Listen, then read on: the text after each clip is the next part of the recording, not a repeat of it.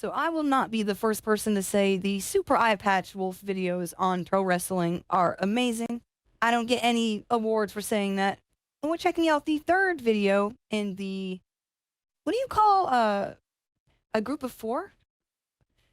We gotta coin the term for that. Watching the third out of 4 videos, and this one is called "Villains in Wrestling Making People Hate You." If you'd like to see the content without me reacting to it and pausing it ever so often, I encourage you to click the top link in the description to support the original creator. And if you are a youngin, yes, if you are a young one, I'm going to need you to skedaddle. I'm going to need you to scram. I'm going to need you to depart because I don't want you to get in trouble. I do use strong language. And I don't want your mommy to walk by the room and hear the ghost sitting here saying curse words, okay? I don't want you to get your stuff taken away. That being said, let's get right into it. Okay. It's December 27th, 1987, and Antonio Inoki is one of the biggest wrestling stars on the planet, and the biggest in his home country of Japan. This is the man who fought Muhammad Ali to a draw, started New Japan Pro Wrestling, was a forefather of mixed martial arts, and would later in life even negotiate the release of Japanese hostages from Saddam Hussein. Hero barely touches it. Inoki was an icon, beloved by the nation of Japan. Tetralogy? That sounds so whack. Tetralogy sounds hella tryhard. But tonight, he faces something different. But tonight... He do got a chin on him. I don't think he's easily beaten her. I don't think he's easily beaten. You punch him in the chin, your knuckles are breaking. That's a man's chin right there. Brother Matt, what's going on, my guy? I feel like he mods. He could just rub along his jawline and you lose. That's a good chin right there. 10 out of 10 chin. He faces something different. The gigantic, completely unknown foreigner, Big Van Vader, and in the moments that hell, but I've survived. Would witness something horrifying as their icon I'm sick as hell, but what apart. Vader pummeling the national hero into unconsciousness, shattering his 4-year win streak, and all in just 3 minutes. The 11,000 fans in attendance were so enraged. How do you put him in a chokehold with that chin? You don't. On fire you can't. The answer is you can't. Erupting in a riot so severe that New Japan would be banned from Sumo Hall for years. But none of that likely mattered because tonight... Is that really what it's based on? That's crazy. A monster in Vader. A true villain who for years would be hated by the people of Japan. Vader was the man too. He was definitely the man. In front of tens of thousands of people and then make those people hate you as much as possible. That is the business of a heel wrestler. Something I've always been a little fascinated by. And so in the third of a series of videos I may as well call, "No, Dad, wrestling is for grown-ups. Why won't you look at me?" I want to talk about the strange art of heel wrestling, how they make us hate them, and I'm not just gonna breeze past whatever the fuck that was, excuse me. Talk about the strange art. The fuck is going on here? I'm gonna need you to go back and clean some of that shit off. I don't even know what the fuck I'm looking at, honey. What is that? Of heel wrestling, how they make us hate them and how they channel that hatred into storytelling. And to see how powerful an impact heels can have on audiences, we need look no further than one of the first and best. It's the early 1950s and you are a regular working class American Joe. You and your fellow countrymen putting in long hours of backbreaking manual labor in order to pull the US out of the shadow of World War II. But on the weekends, you and your buddies decide to blow off some steam by taking in a wrestling show. And that's where you see him. His hair coiffed into delicate golden curls, his luxurious robe adorned with ruffles and roses. There's an arrogance to his stride as he stares down disdainfully at you and your working class brethren. Look at the face, though. And when he reaches the Look at the ring, face, he though. refuses to enter until a mink rug is laid down before him and the canvas sprayed with perfume. This was Gorgeous George, a world-class heel. Did he perhaps lean into some stereotypes that would later be found to be harmful? Yes, but was he a master at making the working-class America of the 50s despise him? Absolutely. He would cheat, he would hide behind his female valet, and he would refuse to acknowledge his own losses. The audience was so outraged after his first title win that he was swarmed and punched in the head. This man himself? But if anything, Mac. was only proof at Not how like this. good a heel George was. Millions would tune in to watch a Gorgeous George match, to the point that he was instrumental in popularizing early televised wrestling. His impact could be condensed into a single piece of advice he gave to a 19-year-old Muhammad Ali, one that would echo not only throughout Ali's career, but through the entire future of wrestling. A lot of people will pay to see someone shut your mouth. Okay, so I'm not going to name any names, right? But one of my friends in the Dragon Ball community, he definitely took this mantra and definitely ran with it, and it works. It works like crazy. Mac probably knows who I'm talking about. But, yeah, this is definitely true. This right here is the essence of heel wrestling. You don't have to be nice or likable or anything. As long as the audience is booing, it doesn't matter how you got there. Become a terrifying clown. Threaten to make people pay their taxes. Tell people pollution is You bad. will pay. There is an incredible amount of creative freedom that comes with making people What the hate hell? you, and that freedom has led to some of the most exciting characters in wrestling. The Rock, Stone Cold Steve Austin, Shawn Michaels, Becky Lynch. It was becoming villains and freeing themselves from audience expectation that gave them the freedom to create characters that would go on to define their eras.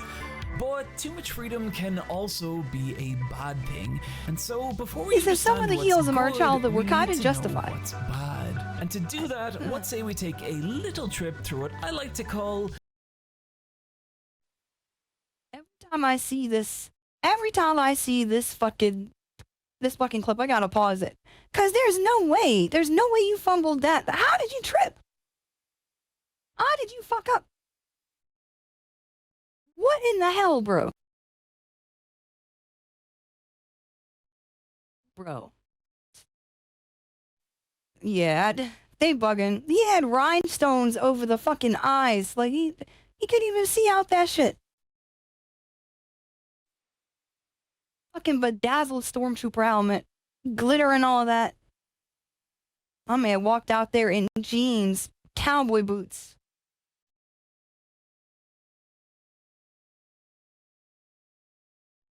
Can't believe this shit. That's crazy. The Hall of Terrible Wrestling Heels. Santa Claus was Santa's evil twin brother who hailed from the South Pole. Mantar was a kind of furry, I think. Oz was Oz from The Wizard of Oz. TL Hopper was an angry plumber. The Goon was an angry hockey player. Knuckleball Schwartz was an angry... Oh, hell no. Baseball? Eric Rowan carried around a spooky mystery cage for 3 months, and ooh, what's inside? It was a spider. It was a fucking plastic spider, and I'm still angry about it. Friar Ferguson was a very large monk who would do things like this. For some reason, a depiction of a sexually promiscuous clergyman struck a nerve with the Catholic Church, and the gimmick was axed after just one match, with that same wrestler rebranded a few months later as Bastion Booger, a large man with poor hygiene who enjoyed eating. However, unlike Friar Ferguson, Bastion Booger would go on to be... How much were they paying you to do this to yourself? How much were they paying you to disrespect yourself like that? Come on, bro. Wildly successful and beloved by fans, enjoying years of popularity before finally fighting Shawn Michaels to a 60-minute draw at WrestleMania 12. Some of that did not happen. Seven was a spooky man who could fly and would steal your children. I think that's what was going on here, and if you can't get on board with that, neither could Dustin Rhodes. You can take They this got me silly dressed looking up thing like Uncle seven and Fester. shove it up your ass. Beaver Cleavage was a parody of the 1957 sitcom Leave It to Beaver, in which a wrestler played a mentally disabled, incestuous version of the little boy. Actually, you know what? No, we're done. I'm done. We're not talking about this anymore. That's it. Go home, everybody. Wrestling is very silly and I love it. But if these are all bad heels, what separates good heels from everything we've just talked about? The And to doo-doo answer that, stains. I want to take a look at a wrestler who has the ability to turn an entire arena against him with just a few words. Video games! Video games! Yeah, I love video games, and then I lost my virginity. My favorite thing And then I lost my Nah. virginity. Now, hold on. He was probably cheering video games the loudest. That's why the camera went on him. Bo is definitely hurt.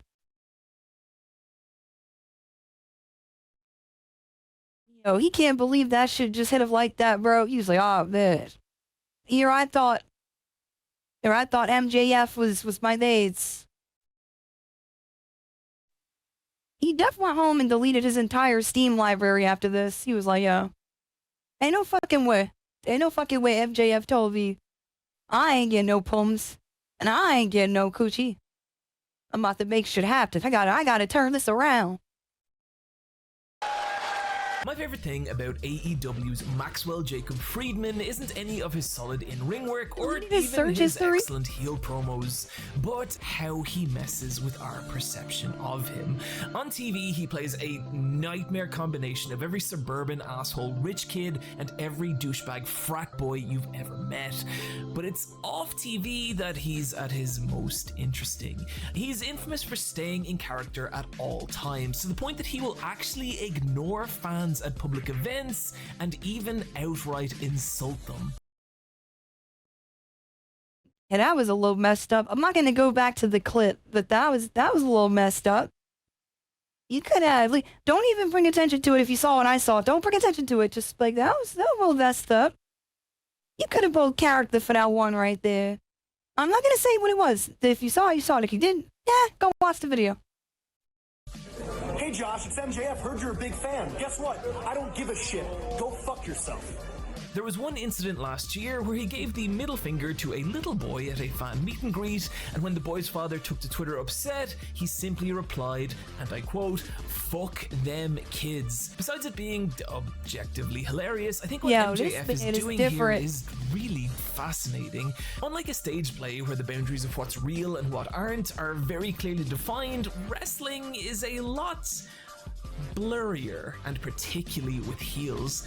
Unlike villains in a stage play, heels can see us, hear us, and interact with us. In other words, they exist in our reality Oh. despite being That was fictional somebody's personas. beverage, And so bro. That there's shit was a overpriced very as hell, you soft could tell. boundary between artificial hatred and real, but it's that boundary that MJF is a master at distorting. In 2018, the documentarian Kenny Johnson released a 30-minute film on MJF. Johnson's known for making these really heartfelt documentaries on the lives of rising indie wrestling stars, often giving these really poignant looks at the people behind the personas. And that's how his video on MJF starts. But after a little while, things start to get strange. Despite it being a documentary, MJF insists on doing the same takes over and over and over. His home is filled with stock photos. He has these bizarre shifts in mood, and we hear his parents, but we never see them. And the more time Johnson spends with MJF, the more he starts to realize that everything about him, from the house he lives in to the people that live there, it's all a bizarre fabrication. And when Johnson starts to peel back that illusion, It's spooky. Don't make it creepy, he bro. catches a Don't do glimpse that. of something much more unstable and dangerous. No part of me believes that this isn't a work, that it wasn't a collaboration between Johnson and MJF, but it's also this kind of fascinating piece of media where a deeply unstable fictional persona is trying to convince us that they are just a normal person. And it gives you just enough room to believe that maybe something is really very wrong with Maxwell Jacob Friedman. This is the line that separates good heels from bad, because in order for us to hate them, we first have to believe them. Take a character like Bray Wyatt. How easily could he have landed in our Hall of Terrible Wrestling Heels? Shit. A maniacal children's TV host that transforms into a scary monster. It's ridiculous, but never as ridiculous as it should be, because from the moment Wyatt introduced his Fiend persona, everything about him, from the way he walked to the way he talked to how he moved in the ring, it all changed and became so eerily convincing that it lets you buy into this character in a way that feels real, even if it obviously isn't. But what if it was real? What happens when a heel crosses that boundary between fiction and reality and starts using real life hatred? The Montreal Screwjob took place between Bret the Hitman Hart and the Heartbreak Kid Shawn Michaels, two supremely talented wrestlers, both at the peak of the WWF. The only problem being that they fucking hated each other in real life. Michaels had previously refused to drop the championship to Hart, and now Hart was refusing to do the same for Michaels, and especially in front of his hometown Montreal crowd. The problem though was that Hart was about to leave WWF for its biggest rival, and management could not let him leave the champion, and so a scheme was put in place. At this point in the match, Michaels has Hart locked in Hart's own finishing move, the sharpshooter, and the agreed upon finish between Michaels, Hart, and management was that Hart would reverse this into his own sharpshooter, submitting Michaels and giving up the belt the next night. But instead, the bell was rang at this precise moment, making it look like Hart had tapped out. Hart was beyond furious. He had been lied to and lost the title in the most humiliating way possible. Yeah, they definitely screwed bro over kinda crazy. And the Montreal crowd turned Bret screwed Bret. poisonous Look at us. on Michaels. If you're a fan of wrestling, I'm sorry you had to hear this for the 12th time, but if you're not, I need to drive home that this was all real and not part of WWF's fictional storyline. And so, years later, when Michaels returned to that same arena, the Montreal crowd still held a hatred for him that was so pure. And Michaels leverages it to do some utterly insane heel work, mocking the crowd, telling them how they would never see Bret Hart in a WWE ring again.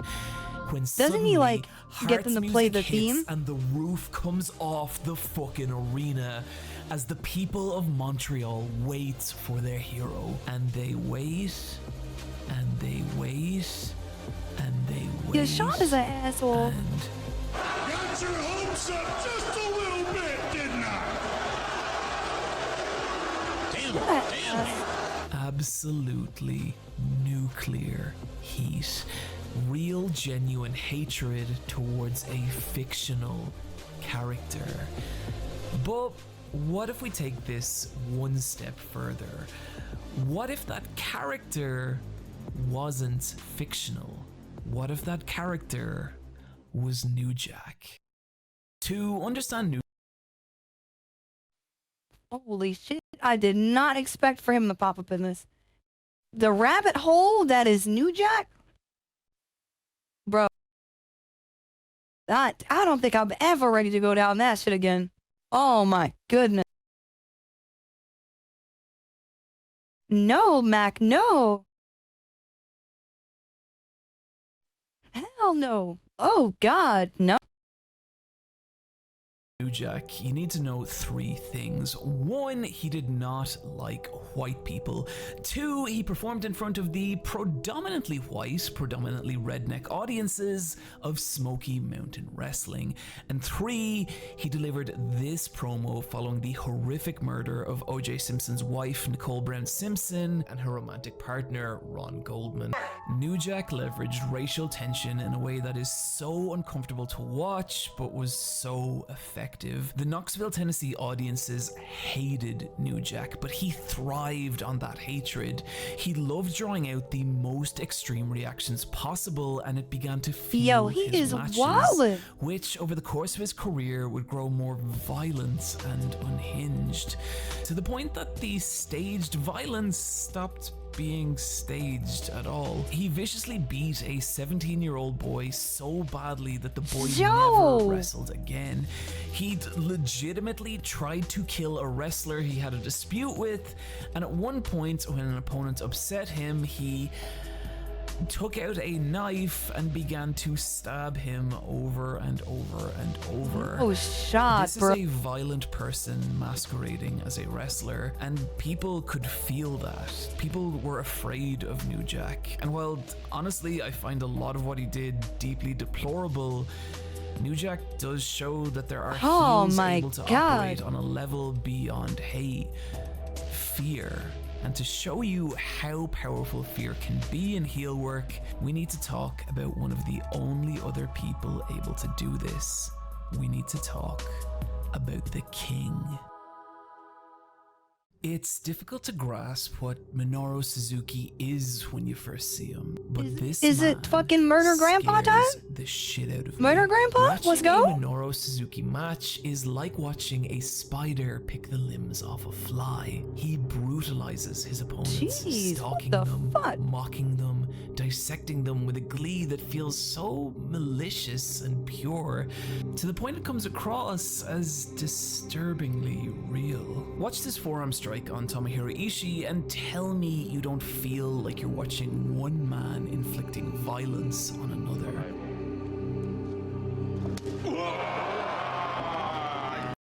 Jesus! Oh my goodness, it's just oh.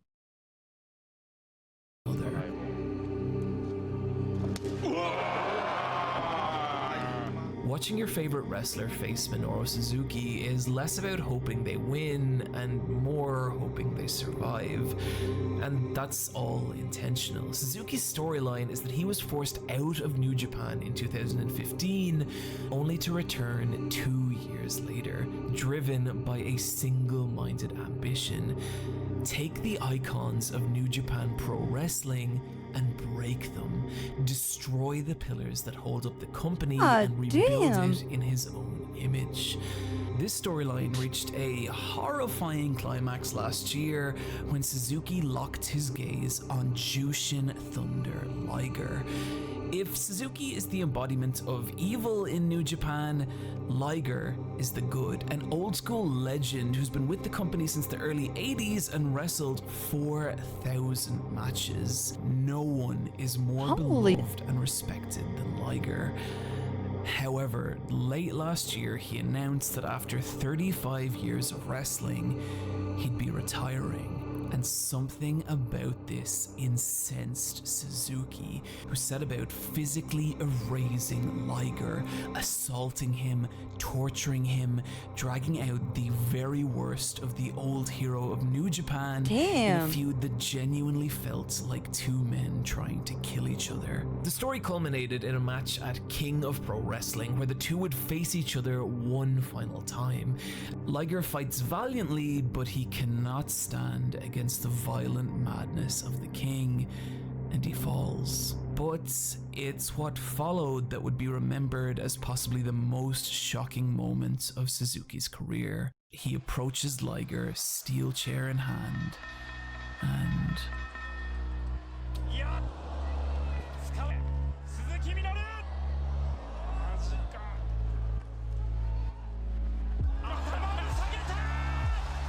And in that instant, the violent persona and all the awful things he's done, it Wow. all falls away, and all that's left is a man in his 50s saying goodbye to someone he deeply respects.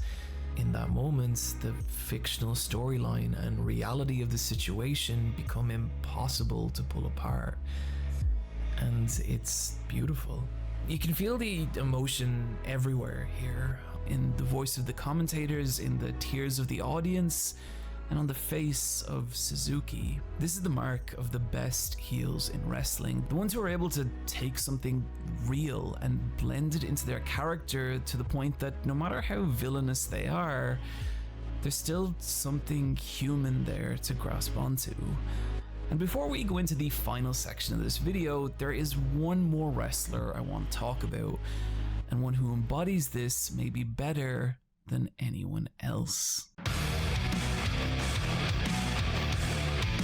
Kagetsu is sheer chaos. Despite the concepts of face and heel being a little softer in Japan than they are here, Kagetsu is nothing but a straight up villain. One whose vicious, brutal in-ring style let her carve a knife right through the heart of World Wonder Ring Stardom, a Joshi wrestling promotion, meaning women's wrestling, which some of you might be surprised to know is some of the most brutal and hard-hitting wrestling on the planet, and Kagetsu is the chaotic heel embodiment of that, as she dismantles her opponents with razor-sharp kicks, batters them with weapons, and spits mist in their faces. Nothing is off limits to Kagetsu. At one point, she even made a running joke out of hanging her rival Mayu Iwatani from balconies and then kicking her downstairs. The moment Kagetsu became a true monster, however, came in 2017 when she took control of the heel faction Oedo Tai.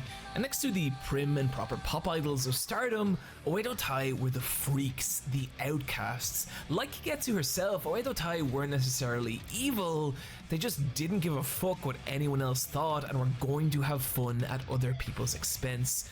They'd humiliate their opponents, even performing elaborate dance routines because who was gonna stop them? At one point, they even dressed up as the Straw Hat Pirates, which honestly... Okay, that's kinda raw. That's kinda raw. Not gonna lie, that's pretty cool. has no relevance to any of this whatsoever, but I think it's cool. And over the next 2 years, Kagetsu, surrounded by Oedo Tai, would run riot over the company and rise to the very peak of stardom. Kagetsu ripping the world title away from Toni Storm, beginning a championship reign that would last 300 days, in which time Kagetsu would become the brutal final boss of stardom, an impenetrable wall that any rising star would have to break through, but so few did. Kagetsu felt indestructible, able to absorb massive amounts of damage, to the point that you could even see the look of horror on her opponents' faces, desperate to find a way to finally surpass the Demon Queen of Stardom. And the result was matches so intense and emotional that you really felt like you were watching two performers struggle to break their own limits, with Kagetsu's message at the end of these matches always the same: if you hate me, then get better than me. The reason Kagetsu felt so real is because she was. From the early days of her career, she set about with the goal of ushering in a new era of Joshi wrestling, an industry still being dominated by the same stars it had been since the early 90s. And so Kagetsu became a villain. All the heelish shit she'd do, all the brutality, all the cheating, it was all in the name of pushing her opponents as far as they could go, forcing them to become stronger, so that they might one day surpass her and become the future of Joshi wrestling. In reality, Kagetsu is known for taking younger performers under her wing, raising them up and helping them grow. She even became the head coach of the promotion in 2018, spending her time shaping the next generation of young female wrestlers. And so, whether you view Kagetsu's matches as real or staged, either way, you are watching a woman fight for the future of Joshi wrestling, and I think that's really fucking beautiful. Tragically, on Christmas Eve of last year, after an absolute war with her old rival Mayu Iwatani, Holy Kagetsu shit, her announced that after 11 years of wrestling, she'd be retiring. And it's sad watching her retirement match as she takes on the entire roster of Stardom in a gauntlet match, slowly being worn down until finally the invincible final boss of Stardom falls. I say tragic because what kills me about Kagetsu is that she's virtually unknown outside hardcore circles and particularly outside Japan, fighting for a much smaller promotion than any other wrestler we've talked about, and because of that, I don't think she's ever reached the level of notoriety she deserves, meaning there's a chance that this video could be the most Western exposure she ever gets. So please, if you take nothing It's kind of else crazy away because I from feel like it's today, true. remember Kagetsu. She deserves to go down as one I of the would not have all-time stung with a great cross. villains in wrestling. I hope by now it's becoming obvious that heels can make us feel all kinds of things. Anger, hatred, fear, hell, even love. But there's one final aspect of wrestling villains I want to talk about, and that is the heel turn. This is when a face, a good guy wrestler, falls to the dark side and becomes a heel. And if used right, can be such a powerful storytelling tool that it's resulted in some of the most infamous and shocking moments in wrestling. And the last thing I want to talk about today is a story centered around one of these moments. January 4th of this year, Tetsuya Naito is the fourth entrant in the Double Gold Dash, a hyper-elite four-man tournament between the very best of New Japan designed to crown a single undisputed champion.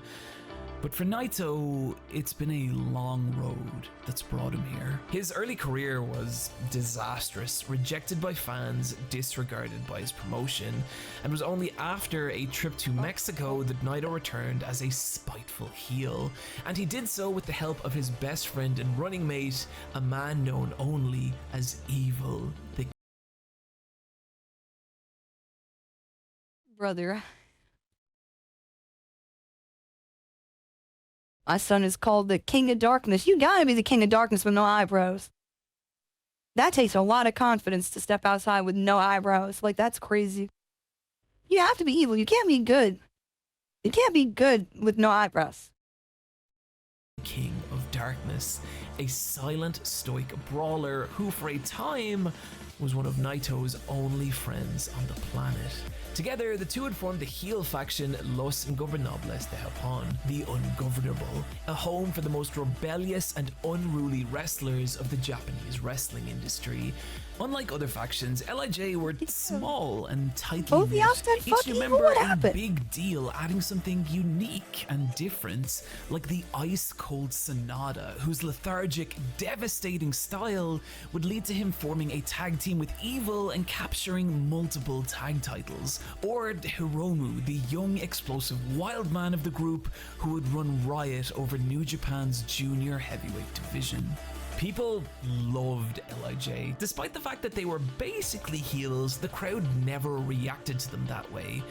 And I think that was because if you felt weird or different or like an outsider, LIJ captured that feeling and made it their strength, signified by their silent Los Ingobernables fist salute. And for years, that's how they were, the star Naito backed by his LIJ brethren. But as the years went on, Naito's dream of being the best started to fade. Despite his popularity, his title runs were short and infrequent, and worse, he was constantly in the shadow of his bitter rival, Kazuchika Okada, the Rainmaker and longest reigning IWGP heavyweight champion of all time.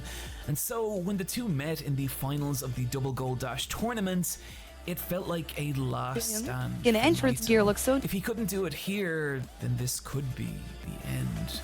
But after a hellacious battle that pushed both men to the brink, Naito did it, becoming the first double champion of all time and finally standing at the very peak of New Japan Pro Wrestling, only to be brought crashing down by Kenta, the current leader of the Bullet Club. The Bullet Club were and are the biggest heel faction in New Japan.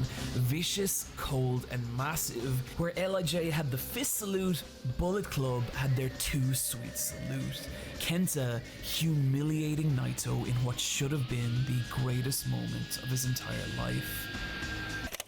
But Kenta is not our villain today. Naito would defeat him a month later, where finally his championship reign could truly begin, and then the virus happened and New Japan had to shut down. Poor Naito. Months later, New Japan would reopen with the New Japan Cup, a 32-man tournament, the winner of which would go on to face Naito for his double championship, which is why it was so unsurprising to see Okada make it all the way to the finals. But it was across the ring from the Rainmaker that a more disturbing story was playing out. Because you see, the other finalist was Evil. See, at this point, Evil had stood behind Naito for 5 years. Nah, my boy look crazy. And as Naito's star rose, I do not like how he looks. I don't like it. 2019 I don't like having it. been an especially bad year for Evil, seeing him take several devastating singles losses. And worse, he'd arguably been surpassed by the younger members of LIJ. Hiromu had captured the junior heavyweight title multiple times, and Evil's own tag partner Sanada I can't say I had been like finding it. a I don't massive like it. I success don't as a like singles it. wrestler, even challenging Okada for the world title. People were now beginning to talk about Evil as the least important member of LIJ. And that failure seeped inside Evil. Evil entered the New Japan Cup with a choice: fade into nothing or become something different. Evil attacked the tournament with a violence that shocked fans, breaking his opponents, leaving them injured and unable to compete. And so a thick tension hung in the air when, in the semi-finals, he met his own tag team partner, Sanada, but it didn't matter. Evil destroyed Sanada as the crowd watched in silent horror as he stepped over the body of his LIJ Holy brother shit. and into the finals, where, in the most shocking victory of the tournament, Evil would defeat Okada, meaning he would now face Naito for the championship in just 24 hours. After the match, Naito, a look of reluctance in his eyes, comes to the ring to congratulate Evil and celebrate the first ever All Ingobernables title match, and offers Evil the LIJ fist salute, just like they'd done so many times before. And Evil would answer with the symbol of the Bullet Club.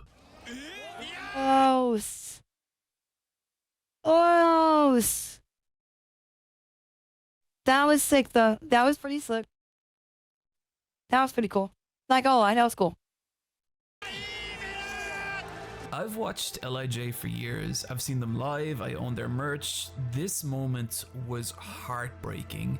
Evil walking away from the man he'd been through so much with, now a member of the Bullet Club.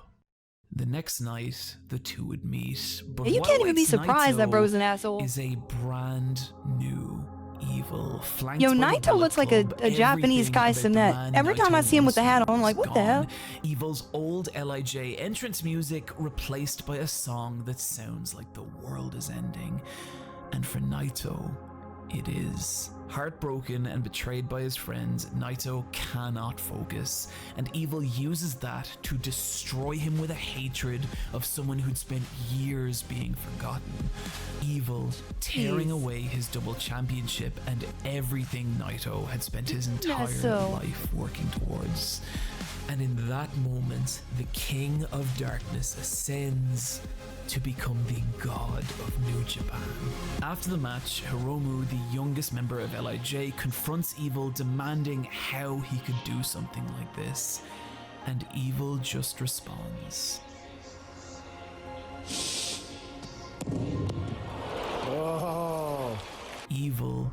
just walks away, Wow. leaving LIJ and the world You better of New put the Japan beats on him. in flames. What I really love about this story is how it took 5 years of history to create this heartbreaking narrative where a person betrays everything they know in order to not be forgotten. And because of that, evil feels unbeatable, but that's now the storyline of New Japan. And exactly how Vader felt when he destroyed Inoki 30 years ago. But the thing about that story is that when the two rematched a year House of later, it Torture. felt like watching this Japanese hero climb a mountain. Like we were witnessing hell our no. hero struggle to overcome something frightening and real and impossible. And when he finally does, when he finally defeats the man who ruined him, there's a real euphoria to it, even now, 30 years later. And that's the thing. Heroes are Eat that only as ass. great as the challenges they overcome. But to me, there's something more The to soul heels net chin too. work. I think the appeal of wrestling, when you really peel it all back, is it's just a story of characters, of people. And the appeal of heels, personally, I spend a lot of time worrying about what people think of me. I think a lot of people do. And so for me, when I see these big, impossible villainous characters put everything they have into showing the world what they are, no matter what anyone thinks, I think there's something kind of beautiful about that. And so, no matter how much heels try and make us hate them, hell, it's because of that I can't help but love them. Friends, thank you for joining me today on this way. It's a Japanese Superman. Funnily enough, I did hear about Antonio Inoki. I don't know if you guys know anything about the MMA/UFC channel, Napoleon Blown Apart. He has some amazing videos. But Mr. Super Eyepatch Wolf, again with the banger in the wrestling series. This video was awesome. Again, this is one of those ones where I feel bad pausing it and interrupting too many times with it. So I tried not to go overboard with the commentary and whatnot, but I gotta say, I definitely agree. I tend to lean more towards the heel characters when I'm watching wrestling too. Unless it's my wife, of course. It's no matter what side of the fence she falls on. I gotta support Rhea Ripley. I don't know what to tell you. But other than that, yeah, this was an awesome video. I don't even know if I had a question of the day for this one. So, my question of the day is probably going to be, what is your favorite non-WWE, what's your favorite non-WWE promotion? Let me hear that one. That'd be kind of nice. See what's going on there. Yeah, Napoleon Blown Apart is a hilarious name. He's great. He has great content.